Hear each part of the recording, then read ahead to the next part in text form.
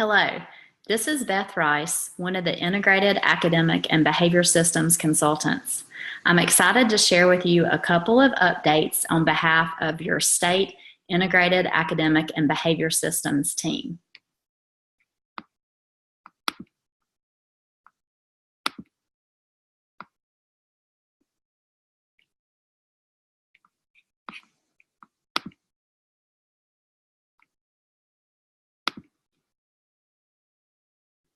First, please open your internet browser and go to this bit.ly/September IABS update. When you get to this resource, you will find key points with additional resources for you to access after this meeting. These notes were created to support you in your district and school conversations. As we walk through this update, we're going to highlight the integration of positive behavior intervention and supports within the Integrated Academic and Behavior Systems division and work. We'll also highlight a couple of key resources. And we'll also share some exciting news regarding social emotional learning. First and foremost, we appreciate you. And we believe that communication is one of the hardest parts. So we're going to start with 3 memos that were shared with the field from April of 2018 through June of 2018. This is a simple opportunity to check for clear communication, and it provides us an opportunity to listen to any questions from you.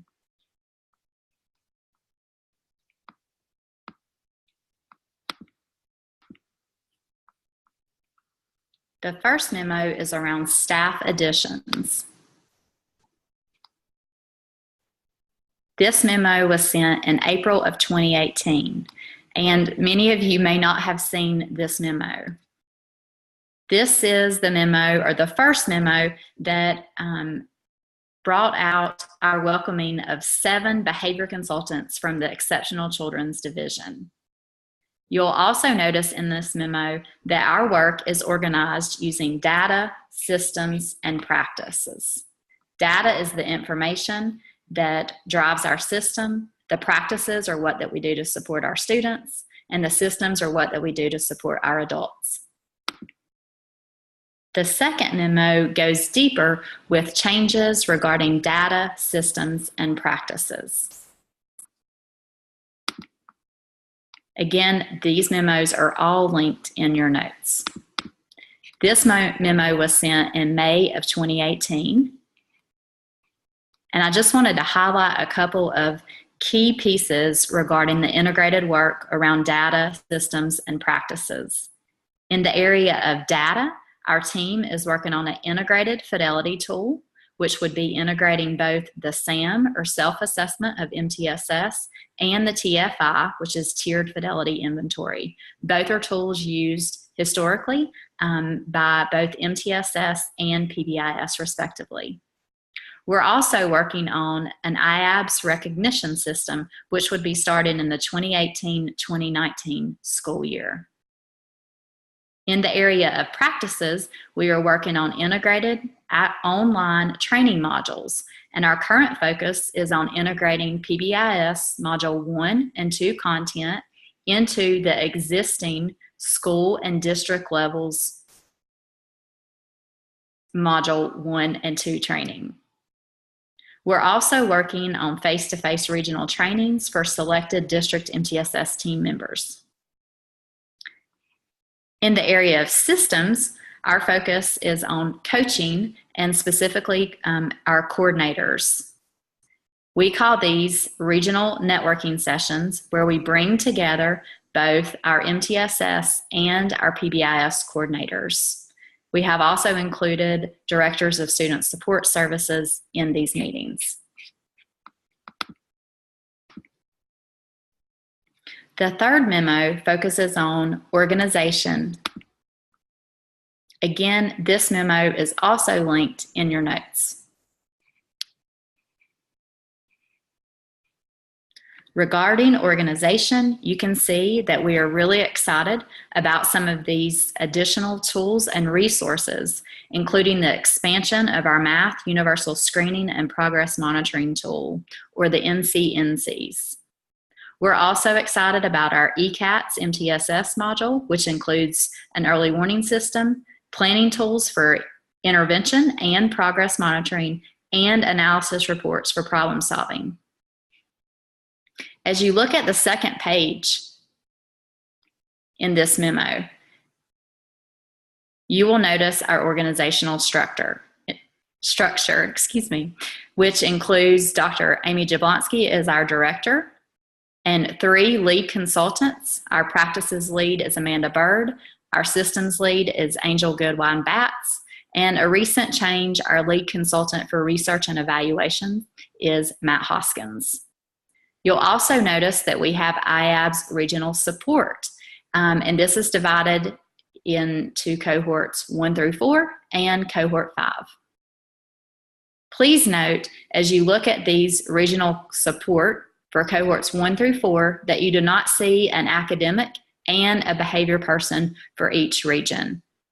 We have consolidated this to 1 IABS consultant position for each region. Cohort 5 is primarily our charter schools, and you'll notice that we now have 3 consultants that help to support this work. Finally, you'll also notice that we have some specific statewide supports and specialists in the areas of professional development, research and evaluation, technical assistance and coaching, including charter and cohort 5 support, and then also myself, which is supporting school-based mental health and social emotional learning.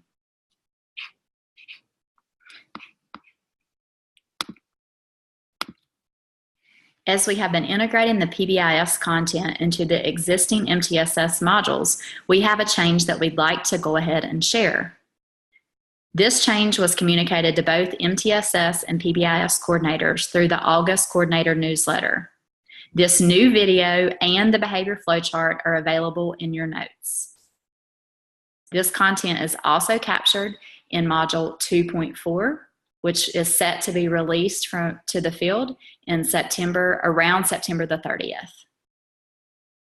So we're going to watch this short video.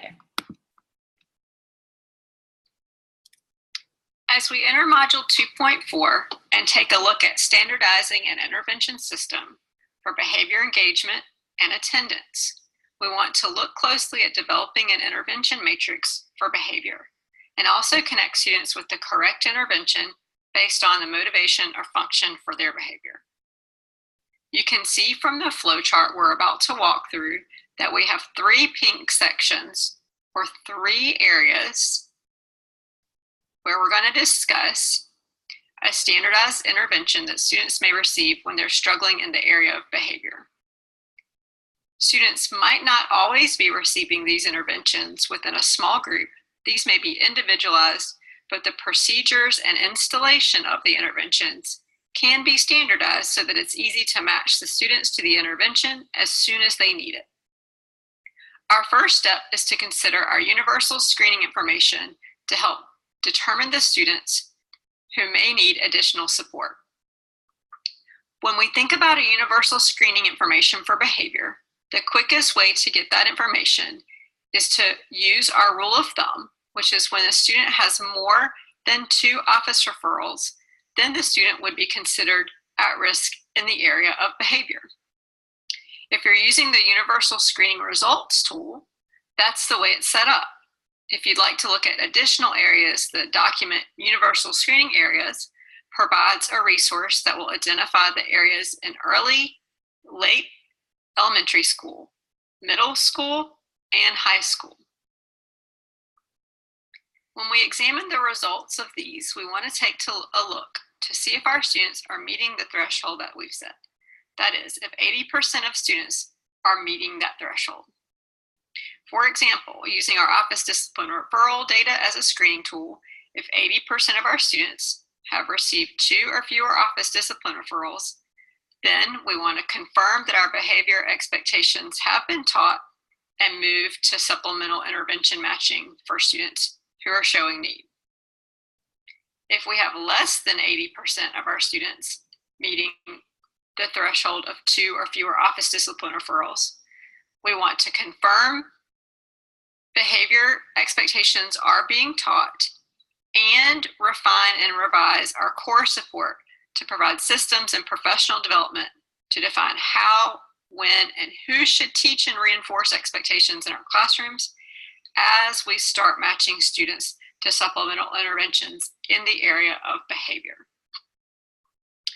When we think about matching students with some sort of supplemental intervention in the area of behavior, this flowchart is matching the students with the right intervention based on a hypothesized function of the behavior. So the first question we want to ask is, does the student have the behavior skills needed to meet the expectation that we've set forth?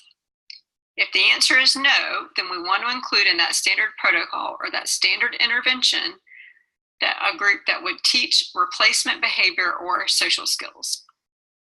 For example, if a student uses inappropriate language towards others consistently throughout the classroom and the teacher has retaught the expectations, then the student may participate in a group that reviews the school-wide expectations to explicitly teach what positive interactions and empathy looks like in all settings. And in some cases, a social skills curriculum may be necessary. If we ask the question as to whether or not the student has the behavior skills to meet the expectation and the answer is yes, then we want to ask the question about the student's behavior. Is it driven by the need for adult or peer attention? And if the answer is yes, then that student would likely benefit from a check-in or check-out program or a mentoring program that has feedback and instruction on replacement behavior aligned with access to adult or peer attention. If attention does not seem to be the motivating the behavior, but avoidance or escape from peers, adults, and tasks, then the team should consider a structured social skills program that incorporates effective replacement behaviors that allows the student to avoid without being disruptive to their learning or the learning of others. If it is necessary to intensify these interventions, then it may be necessary to go to the final step of this flowchart by creating a more explicit, individualized behavior plan based on a competing pathway. The team would engage in more complex assessment to build a stronger, individualized behavior plan for the student. A behavior plan based on a competing pathway will help reestablish the team's hypothesis for the function of behavior and build a behavior plan that is based on manipulating the antecedent and consequences to allow for more effective use of reinforcements, explicit teaching, and reinforcement. More explanation of this process is within Module 2.4, where you will also learn more about interventions referenced in this flowchart, as well as the steps to get students matched to those interventions.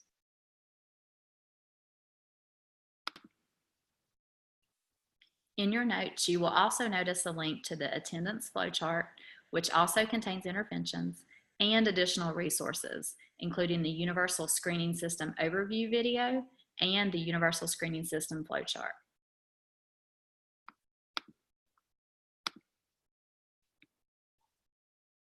Finally, you might notice that we are a little excited.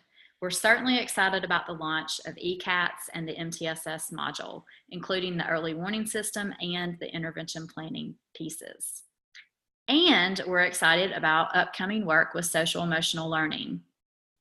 I wanted to share with you two different resources that are available in your notes. The first one is a brief, which includes district recommendations to states. And then the second one is a resource that you could actually go ahead and begin using now. This is the District Resource Center from CASEL. Thank you so much for your time. We're so excited about the work that are happening in your district and in your schools.